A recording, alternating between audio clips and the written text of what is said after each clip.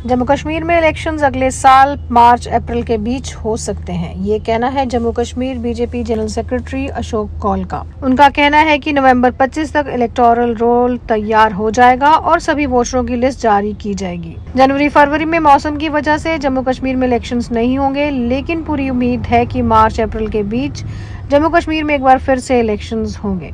पत्रकारों के daily wages पर किए गए सवाल को लेकर उन्होंने कहा कि जल्द ही मिनिमम वेजेस एक्ट को लागू किया जाएगा। अशोक कौल ने बांदीपुरा का दौरा कर सेवा पखवाड़ा प्रोग्राम का भी जायजा लिया। चलो चलो चलो चलो चलो welcome welcome welcome welcome Ashok Kaul साहब जिंदाबाद। चलो चलो। बांदीपुरा हमारे ऑफिस में एक मीटिंग यहाँ हमने की है। इस मीटिंग में दो तीन टॉपिक्स हमने आज डिस्कशन में लाए हैं। पहला टॉपिक हमारा था कि ये जो सेवा पखवाड़ा इस समय चल रहा है 2 अक्टूबर तक वो चलेगा। 17 सितंबर प्रधानमंत्री नरेंद्र मोदी जी के जन्मदिन से लेकर और 2 अक्टूबर तक ये फोर्टनाइट सेवा का ये चलेगा।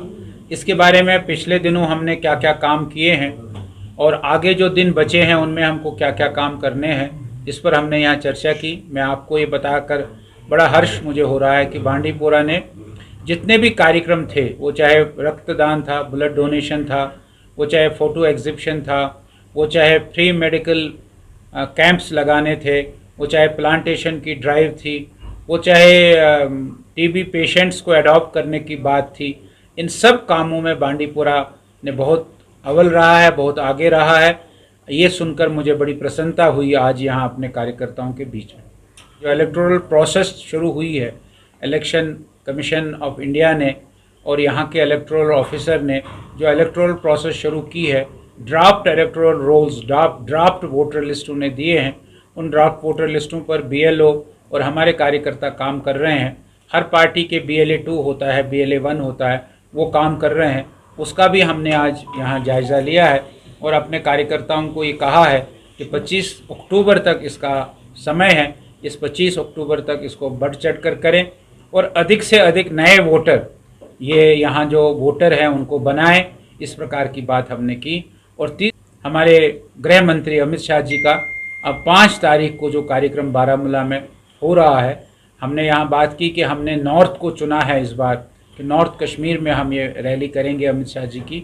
और नॉर्थ कश्मीर के चुनने का एक ख़ास वजह है कि यहाँ हमारे कार्यकर्ता बहुत एक्टिव है, बहुत सक्रिय हैं और उनको अमित शाह जी जब आएंगे, उनकी बात सुनेंगे, उनका और जोश बढ़ेगा। इसलिए बड़ी संख्या में सभी गाँवों से, सभी इलाकों से उस सभा में, उस जलसे में लोग पहुँचे हैं।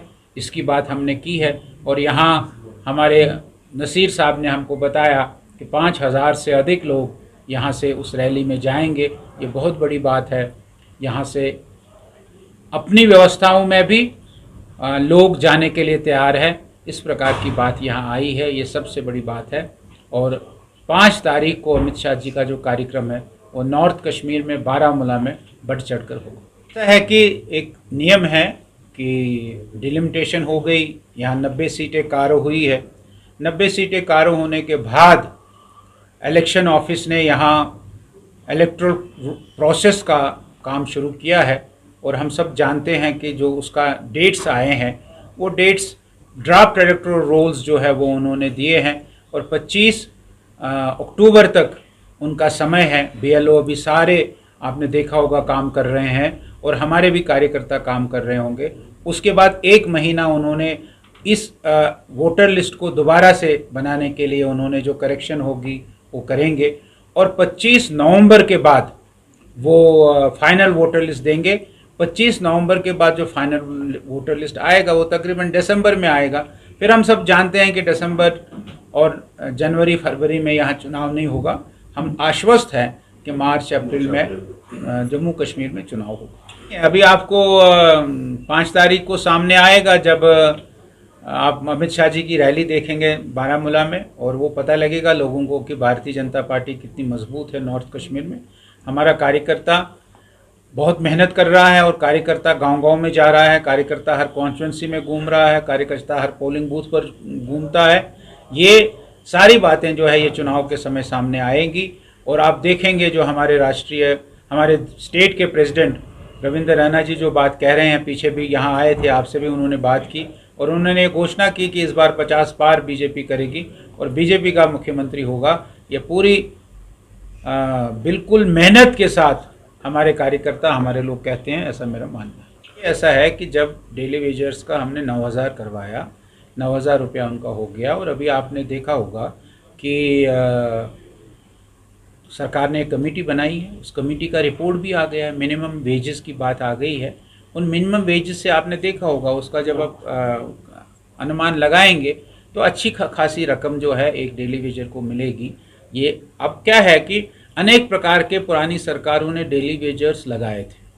हमारी सरकार जो कोलिशन की सरकार है उस समय एक भी हमने डेली वेजर नहीं लगाया है, लेकिन पुरानी सरकारों ने इतनी बड़ी धांधलियां करके डेली वेजर्स लगाए थे और वो डेली वेजर पता नहीं लगता है। अस्पताल में है तो हॉस्पिटल डेवलपमेंट फंड HDF के डेली वेजर्स अब कितने हैं क्या है, लेकिन जो एक आंकड़ा सरकार के पास है जिनको 9,000 रुपये मिलते हैं, जिनको सरकार ने अभी 9,000 रुपये किए हैं, उनको सरकार मिनिमम वेजेस एक्ट में लाएगी और उसका ड्राफ्ट रिपोर्ट आया है।